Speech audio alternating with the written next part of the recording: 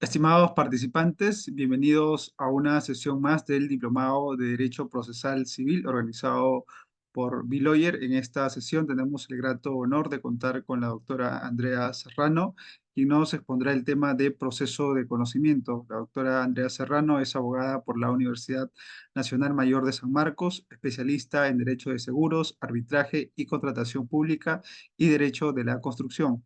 Su práctica profesional se centra en derecho procesal, derecho civil patrimonial. Además, se especializa en el diseño y ejecución de estrategias para la prevención y resolución de conflictos.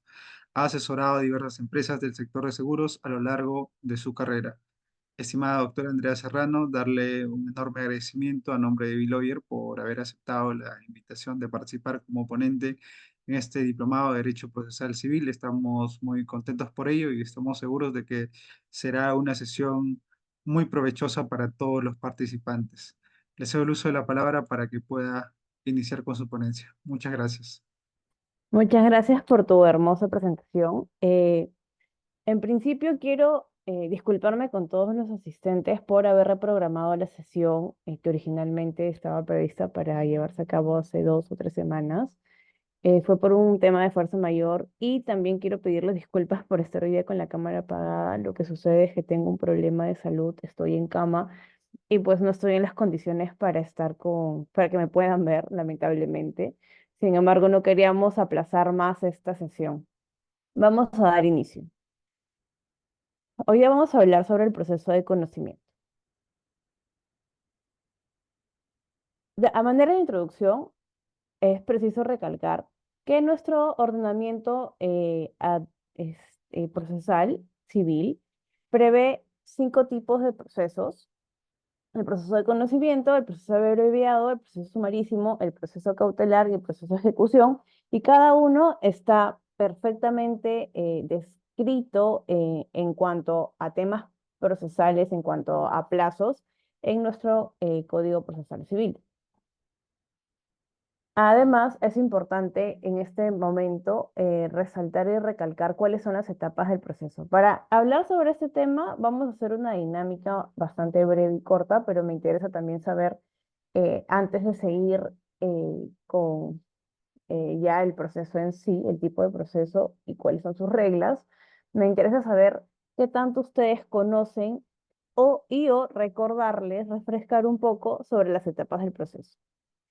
Entonces lo que vamos a hacer es, voy a mencionar la etapa y quiero que una persona o 2 personas, no sé, levanten la mano y me puedan describir qué actos se encuentran comprendidos en esta etapa y, de ser posible, que me puedan señalar con qué acto se inicia y con qué acto culmina la etapa, cada etapa que mencionemos.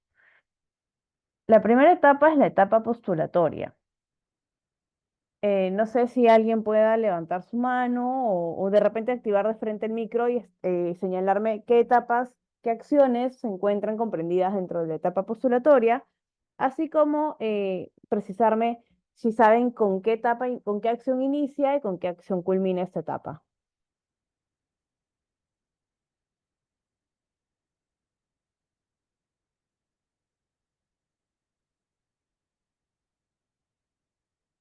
¿No, nadie conoce la respuesta?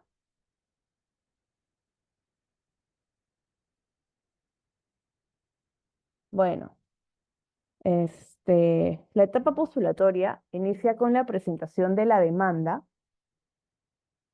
que, como ya saben, tiene que seguir los requisitos establecidos en el artículo 424 y 425 del Código Procesal Civil. Esta etapa, como les menciono, inicia con la presentación de la demanda. Lo posterior a la presentación de la demanda es que el juzgado tiene que calificar si es que la demanda... Hay 2 tipos de calificaciones en este acto: la calificación de los elementos de forma, determinar si cumple con todos los requisitos de forma establecidos en la ley, es decir, que se advierta la legitimidad para obrar, que se advierta el interés para obrar, que haya sido presentado ante el juez competente, que el petitorio sea claro y preciso, entre otros. Y por otro lado están los requisitos del propio escrito, que son, por ejemplo, que se establezca expresamente y se describa claramente el nombre del demandante, el nombre del demandado, que se detalle cuál es la dirección a la que se tiene que notificar la demanda, que se presenten todos los anexos señalados en el propio escrito, eh, que se establezca claramente cuáles son los fundamentos de hecho y de derecho, entre otros.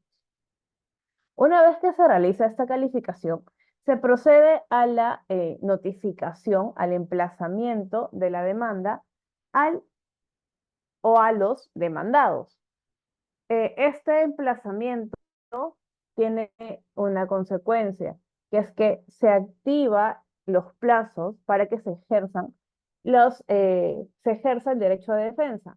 El derecho de defensa en esta etapa se basa en cuatro acciones, podríamos decir. La primera de ellas es hacer una defensa respecto a los medios probatorios, que es presentar cuestiones probatorias, ya sea tachas o oposiciones, o también lo que se puede hacer es eh, solicitar que se declare o se rechace liminarmente un medio probatorio debido a que este medio probatorio no reviste las características que establece el código. El segundo nivel, por así decirlo, de defensa es la presentación, es el cuestionamiento de la relación jurídico-procesal, y para esto existe en nuestro código, nos da un catálogo taxativo de excepciones que se encuentran, como ya lo mencioné, orientadas a cuestionar la relación jurídico-procesal. ¿Qué tipo de excepciones tenemos? Por ejemplo, la excepción de incompetencia, si bien el juez debe analizar su competencia, en el caso en el que el juez no lo haga, la parte demandada puede cuestionar la competencia. Está la excepción de falta legítima para obrar, activa o pasiva. Eh, si estamos en un caso en el que se involucran contratos, también podemos tener una excepción de existencia de convenio arbitral, entre otras. Y las siguientes dos que vienen, se encuentran de cierta manera unidas, por así decirlo, y es porque se presentan dentro del mismo plazo, son la contestación de demanda, que es la oportunidad que tiene el demandado o los demandados para negar y contradecir todas las alegaciones realizadas en la demanda y para explicar en qué consiste su defensa.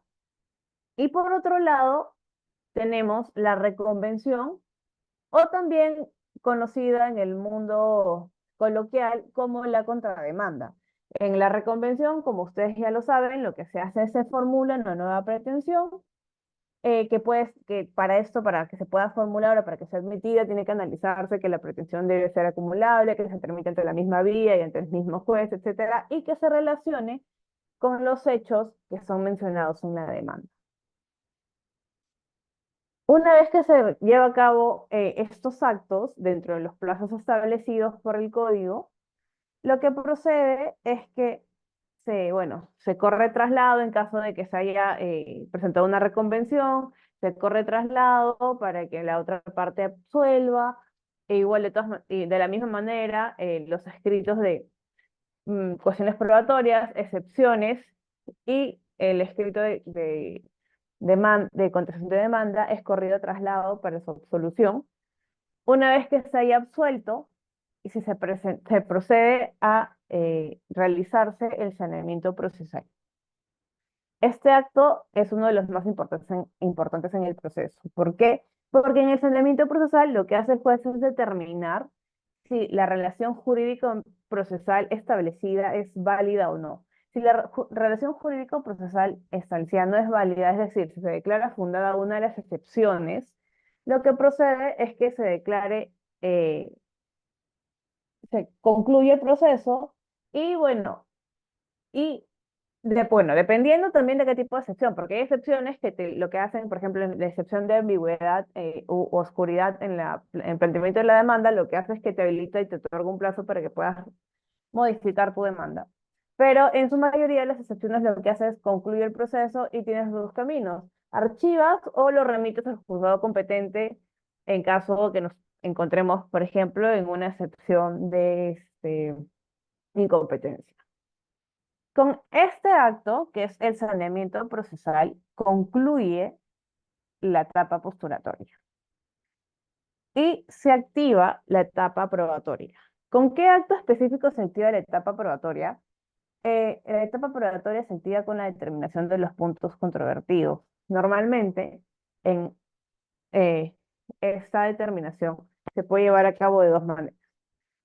A través de una resolución que suele estar incluida dentro de la misma resolución de saneamiento procesal, pero no necesariamente porque en algunos casos, depende del tipo de proceso también. En un proceso de conocimiento, lo que normalmente sucede es que le corren traslados, se le otorga un plazo a las partes para que presenten su propuesta de puntos controvertidos. En una resolución aparte, o sea, se lleva a cabo este acto. Y además, en este acto se suele también, en esta resolución de puntos controvertidos, se suele admitir los medios probatorios. Por otro lado, eh, tenemos en algunos casos, dependiendo del juzgado, dependiendo de la materia, lo que suele pasar también es que citan a una audiencia de saneamiento.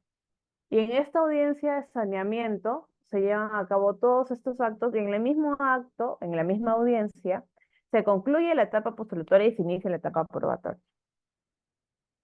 La etapa probatoria incluye o comprende la audiencia de pruebas, de ser el caso, de la cual se puede prescindir si es que el juez considera que no existe ningún medio probatorio que deba ser actuado. Por ejemplo, si ambas partes presentan únicamente medios probatorios documentales, no es necesario que se lleve a cabo una audiencia de pruebas, por lo que corresponde es que se declare el juzgamiento anticipado y se otorgue plazo a las partes para llevar a cabo una audiencia, para solicitar una audiencia de informes orales.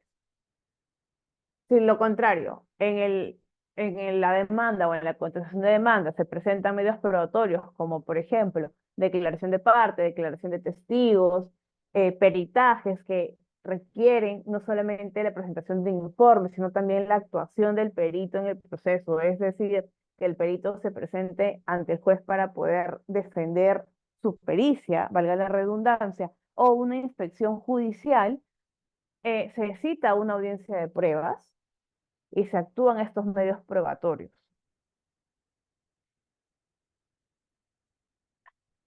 En la audiencia de pruebas tiene la característica de hacer un solo acto. Si bien este acto puede estar dividido en varias sesiones, como suele ocurrir, es un único acto.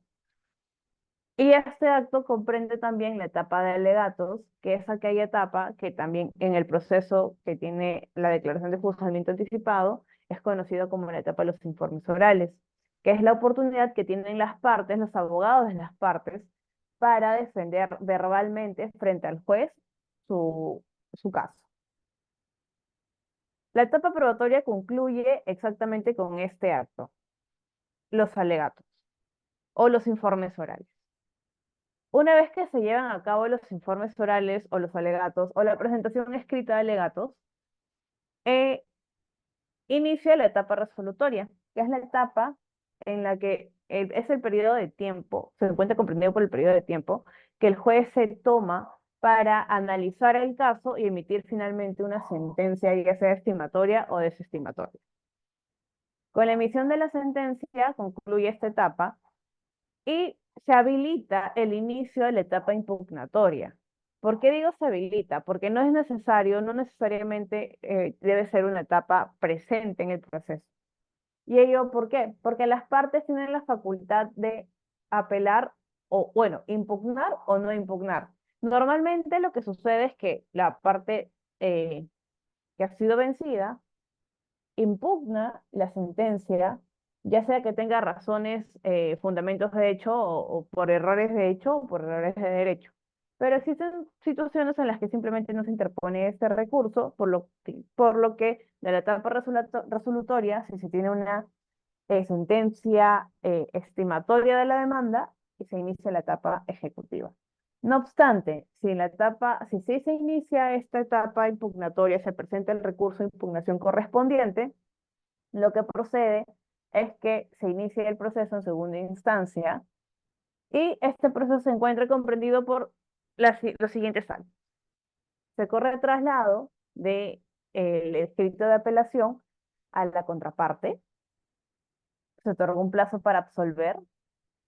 Una vez absuelto, se cita a las partes a una vista de la causa, que es la oportunidad que tienen las partes para informar ante el juez, ante el presidente y los magistrados que componen el tribunal, de ser el caso, o si el proceso inició en un juzgado de paz letrado ante el juez, para defender su postura respecto a la apelación o respecto a la sentencia.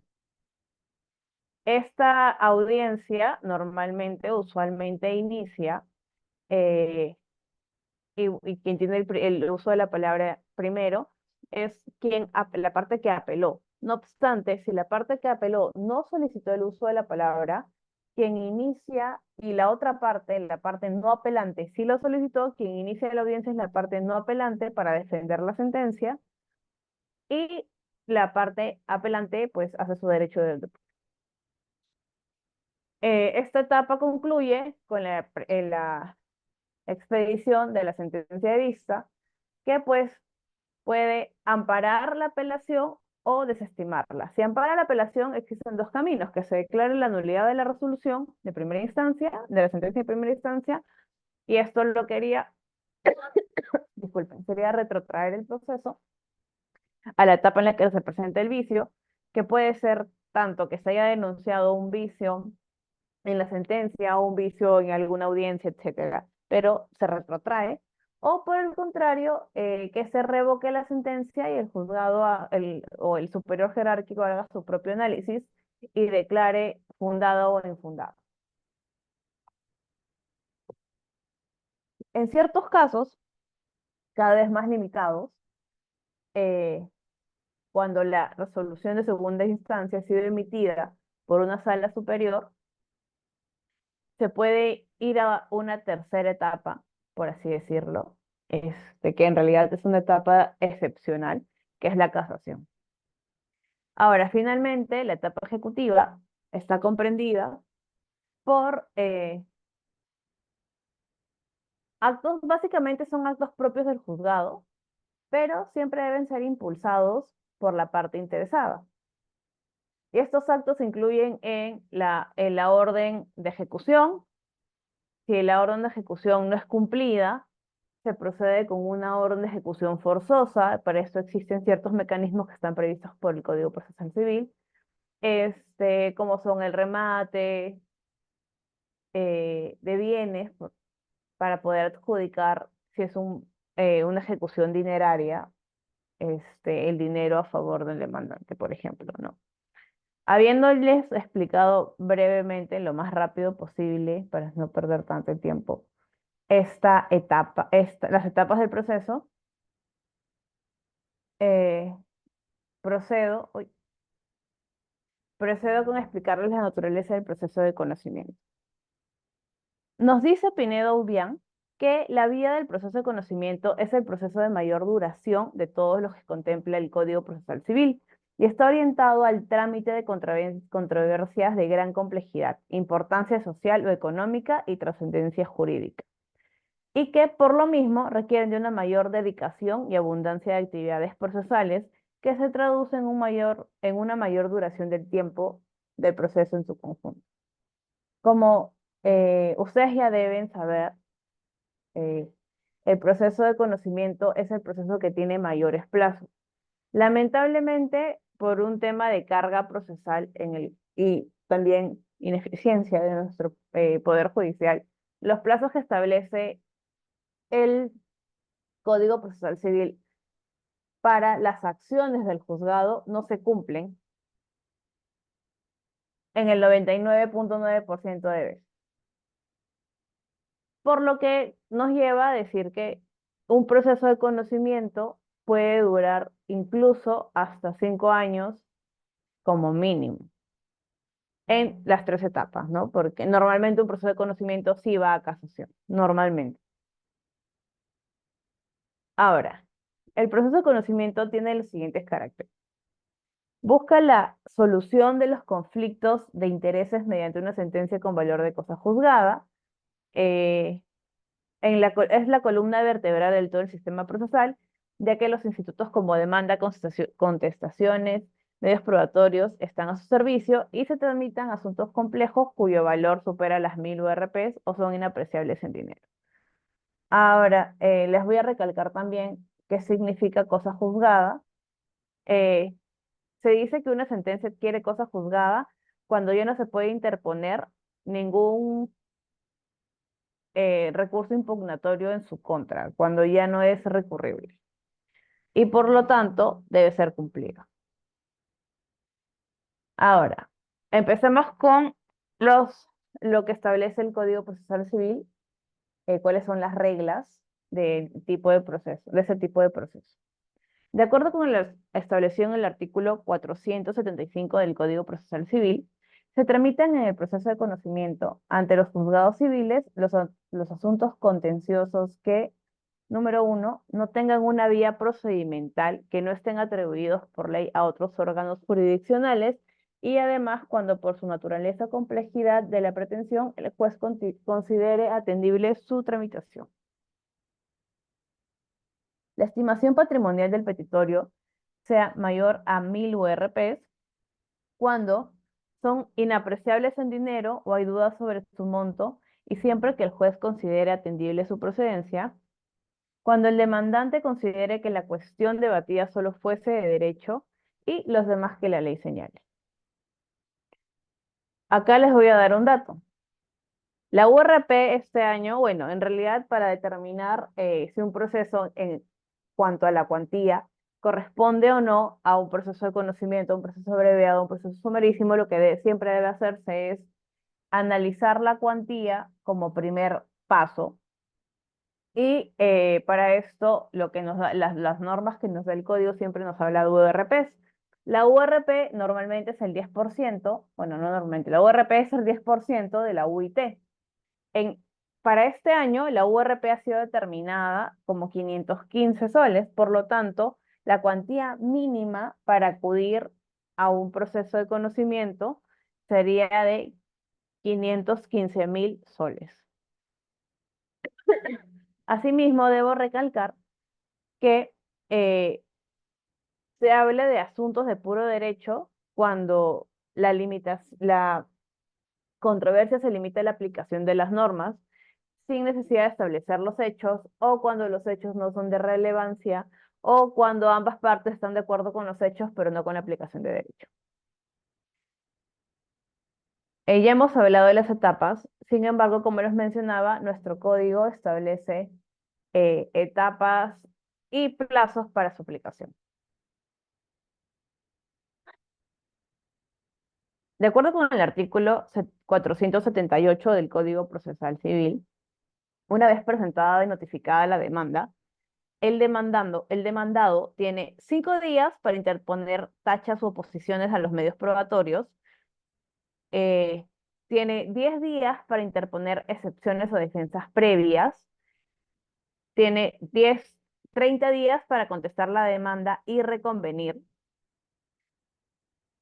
Esos son los plazos que se le concede al demandado. Ahora, frente a estos plazos, el demandante tiene plazos también para poder ejercer su derecho de defensa,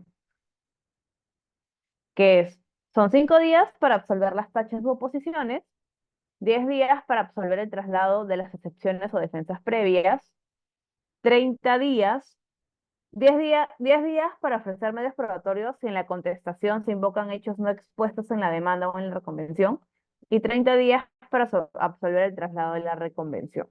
Además de ello, ambas partes tienen un plazo de 10 días para apelar la sentencia desde que son notificados con ella.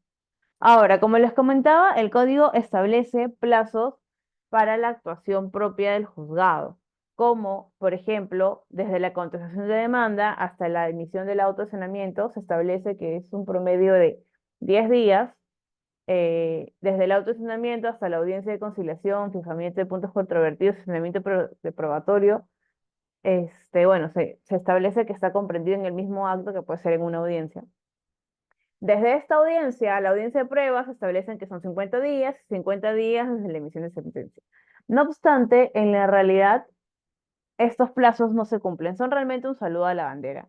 En la realidad, podemos encontrarnos con casos que han tenido audiencia de pruebas, digamos que en el 2018 y hasta la fecha, no tienen sentencia. Y cuando uno impulsa o se acerca al juzgado a hablar con el juez, siempre sueles recibir una respuesta como es la carga probatoria. En algún caso me dijeron en el juzgado que tenían un criterio de evaluación de casos y que para que puedan ser atendidos con prioridad tendría que tratarse de un demandante o demandado que sea o niño o persona mayor que tengan derechos privilegiados de acuerdo con las convenciones y los tratados que ha firmado nuestro país. Son respuestas totalmente absurdas, pero como les comenté, el Poder Judicial es bastante ineficaz en algunos casos. Hay juzgados que, por lo contrario, cumplen con sus plazos incluso antes, pero no es muy común. Ahora, nuestro código también establece un plazo especial para el emplazamiento en el proceso de conocimiento. Se establece que de acuerdo a lo señalado en el artículo 479 del Código Procesal Civil, que para los casos en los que se desconozca el domicilio del demandado, los plazos serán de 60 días para su notificación si es que se conoce que se encuentra en el país y de 90 días si es que se estuviera fuera del país o se trata de una persona no determinada. Eh, Les voy a pedir que me den 5 minutos, por favor, porque me está dando una tosecita y no voy a poder seguir a hablar. Si sigo, denme 5 minutos para poder tomar un poquito de agua, tal vez menos, y ahorita continuamos.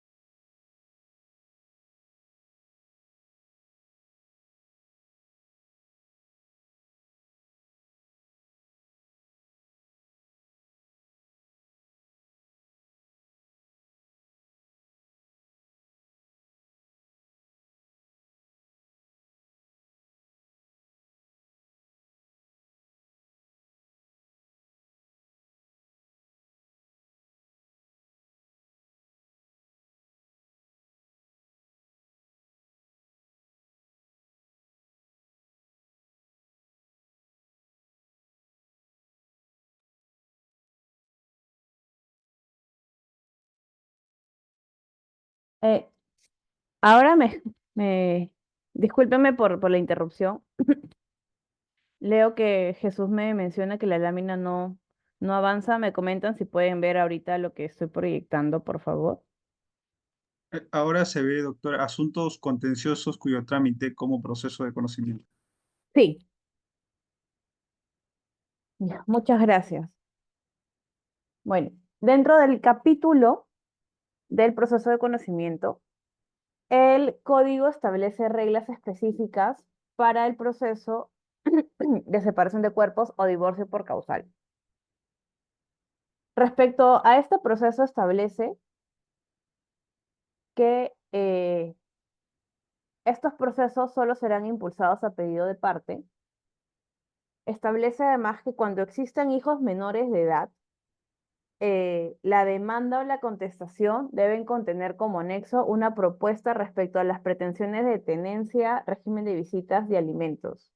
Debo recalcar que si bien el proceso de divorcio se tramita ante la vía civil, tiene mucho énfasis en el ámbito familiar también, sobre todo cuando existen hijos menores de edad. ¿Por qué? Porque el juzgado siempre va a primar la supremacía del menor. Siempre va a primar y va a buscar el bienestar para el menor. Es por ello que el Ministerio Público participa dentro de este proceso. Además, recordemos que de acuerdo con nuestra Constitución, nuestra normativa, la familia es la base de la sociedad. Por lo tanto, lo que busca el Estado siempre es intentar que la familia prevalezca.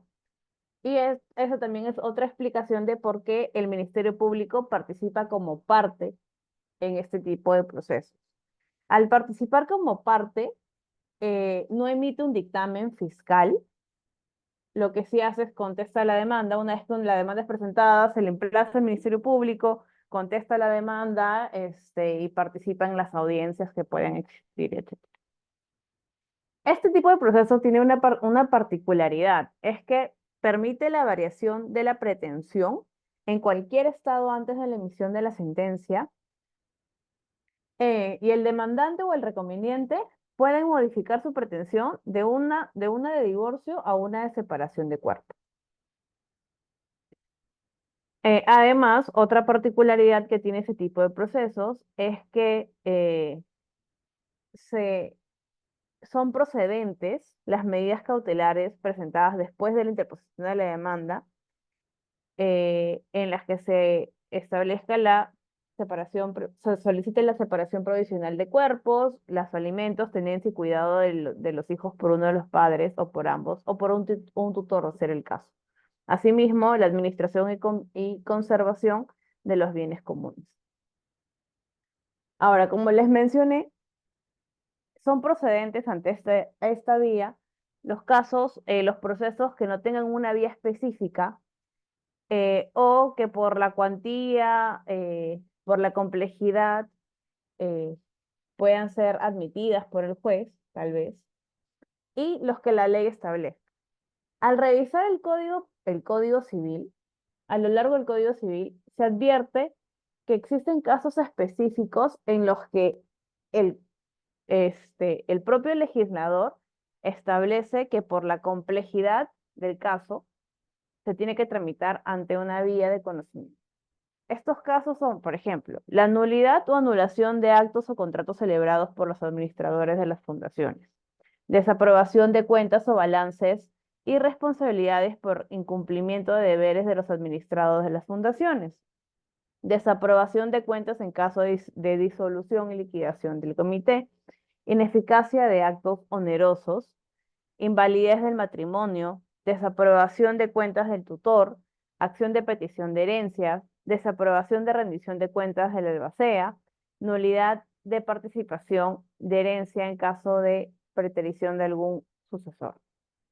Asimismo, en la práctica podemos decir que casos como los de nulidad de actos jurídicos se tramitan ante el juez civil en un proceso de conocimiento. También se pueden tramitar los otros tipos de procesos, por ejemplo, una obligación de dar suma de dinero, siempre que, como les mencioné, cumplan con este requisito de la cuantía. En los casos en los que se tenga duda y el proceso pueda ser cuantificable, el primer paso que se debe hacer es analizarlo a cuantía, como se los había mencionado antes. Ahora, ¿cuáles son las diferencias ya habiendo desarrollado todas las reglas procesales de este tipo de procesos? Podemos advertir ciertas diferencias entre los procesos abreviados y los procesos sumarísimos. La diferencia sustancial entre este tipo de procesos radica en cuanto a la estructura de plazos y pretensiones, que el legislador ha escogido por su dificultad, naturaleza o cuantía para su trámite en el abreviado y sumarísimo, pero todos son procesos de conocimiento en sentido lato. No obstante, tanto el de conocimiento como el abreviado y sumarísimo están orientados a resolver conflictos de intereses que no parten de la existencia de un título ejecutivo, ni mucho menos eh, tienden a dar por segura una decisión definitiva, como lo hace el proceso cautelar. Además, debo resaltar que no solamente en cuanto a trámite, en cuanto a plazos, existe esta diferencia. Por ejemplo, el proceso de conocimiento, como ya se los he mencionado, prevé tres plazos, o sea, las defensas ejercidas por el demandado al momento de ser notificado con la demanda se dividen en tres tipos, principalmente, o sea, son tres ocasiones específicas, que es cuestiones probatorias, las defensas de forma, que son las excepciones, o defensas previas, y finalmente la contestación o reconvención. En los casos eh, abreviados, se presentan la misma estructura, pero con los plazos más cortos. En el caso específico del proceso sumarísimo, todas estas actuaciones se ven limitadas en una sola con un plazo de solo 5 días, como ustedes ya lo deben haber estudiado. Asimismo, en el proceso sumarísimo, la oportunidad de reconvenir también se encuentra bastante limitada, por no decir es nula. Por otro lado, en un proceso de conocimiento, tenemos que el saneamiento del proceso, el saneamiento procesal, el saneamiento y la audiencia de pruebas se encuentran previstas en dos actos totalmente distintos y separados. Una estructura similar presenta el proceso abreviado. Sin embargo, en el proceso sumarísimo se lleva a cabo una sola audiencia en la que se realiza el saneamiento y se realiza la actuación de medios probatorios, se realizan los alegatos e incluso se debería sentenciar. Eh, Como les dije, no solamente es en cuanto a plazos, sino también es en cuanto a estructura procesal, esta diferencia. El proceso, vale recalcar que el proceso sumarísimo tiene ciertas similitudes con el proceso contencioso administrativo. Eh, bueno, chicos, eso es todo por hoy. La verdad es que el tema es bastante corto. Tenemos bastante tiempo. No sé si alguien quiere hacer una consulta o tengan alguna pregunta que se pueda, para poder aclararles algo que no haya quedado o no haya sido explicado de manera correcta para su punto de vista, ¿no? Me comentan, por favor.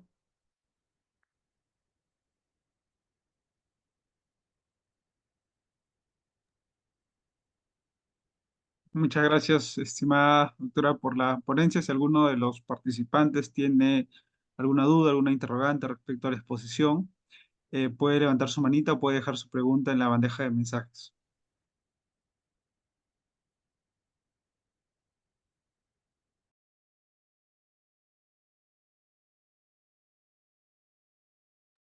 Adelante, Jesús Mamani. Buenas noches. Desde ya, ¿no? Felicitar a la doctora por su ponencia, ¿no? Y claro que está un poco delicada, pero sin embargo se ha podido entender. Pero lo que quiero es una consulta, doctora, en cuanto a lo que es a la responsabilidad civil.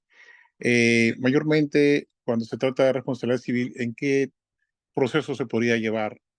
Gracias. Sí, el proceso de responsabilidad civil, Jesús, depende de la cuantía. Está ligado netamente al tema de la cuantía. Un juez, si tienes un proceso de responsabilidad civil por una cuantía de 20.000 soles, un juez no te lo va a aceptar de ninguna manera eh, en un proceso de conocimiento. Te van a derivar a la vía correspondiente, te van a declarar improcedente la demanda por incompetencia. Entonces, para hacer este tipo de procesos tienes que analizar la cuantía con la fórmula que les comentaba anteriormente para poder interponerlo ante la vía correcta.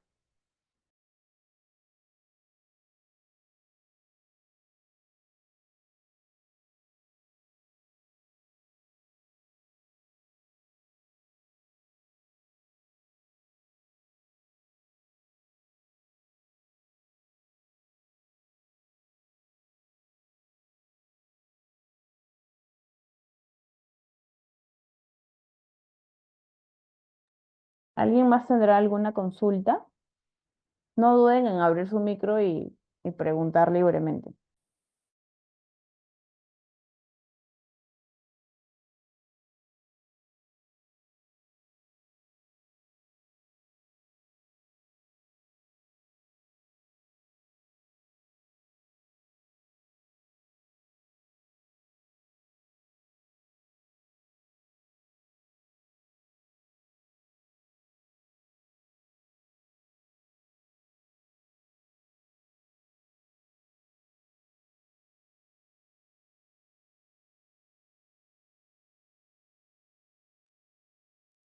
Sí, ya no hay ninguna pregunta. Muchas gracias, doctora, por haber respondido la pregunta del participante. Eso es lo que ha mencionado él en la bandeja de mensajes. Y agradecerle, doctora, a pesar de su estado de salud, se haya tomado la molestia de brindar la clase. Muchísimas gracias, doctora. Eso ha sido una clase excelente, una exposición muy entendible para todos los participantes y esperamos en otra oportunidad volver a contar con su amable participación. Para nosotros siempre será muy grato contar con usted, doctora. Muchas gracias, que tengan todos muy buena noche. Buenas noches.